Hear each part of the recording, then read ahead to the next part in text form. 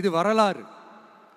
இந்த வரலாறு நம்மளை விட அவங்களுக்கு இன்னும் நல்லாவே தெரியும். அதனால தான் பார்த்தீங்கன்னா 53 வருஷமா அதே கதறல்கள். கூத்தாடி கூட்டம், நடிகர் கட்சி, நடிகர் கூட்டம், இப்படி.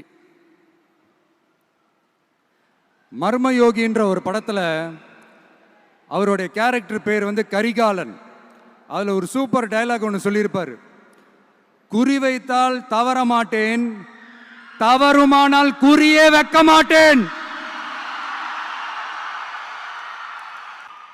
ஏண்டா இந்த விஜய தொட்டோம்?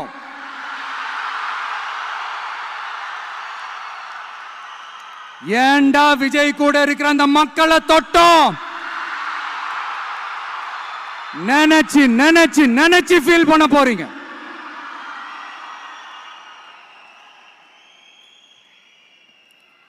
அப்புறம் நமக்கு இந்த அரசியல் புரிதல்லாம் இல்லை, அது இல்லை, இது இல்லை. அப்புறம் நான் கேட்குறேன், மக்கள் எல்லாரும் உங்களுக்கு தற்குறிகளா?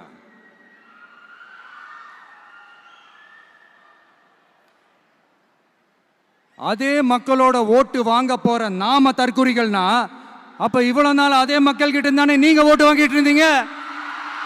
அப்ப நீங்க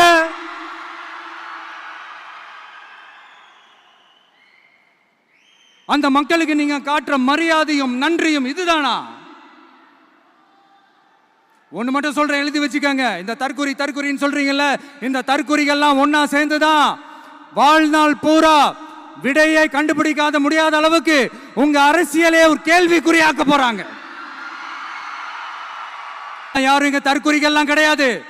இவங்க எல்லாரும் தமிழ்நாட்டு அரசியலோட ஆச்சரியக்குறி. இவங்க எல்லாரும் தமிழ்நாட்டு அரசியலோட அந்த மாற்றத்திற்கான அறிகுறி.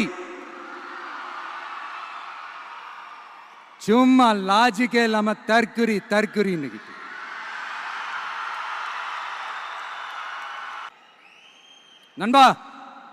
நண்பி,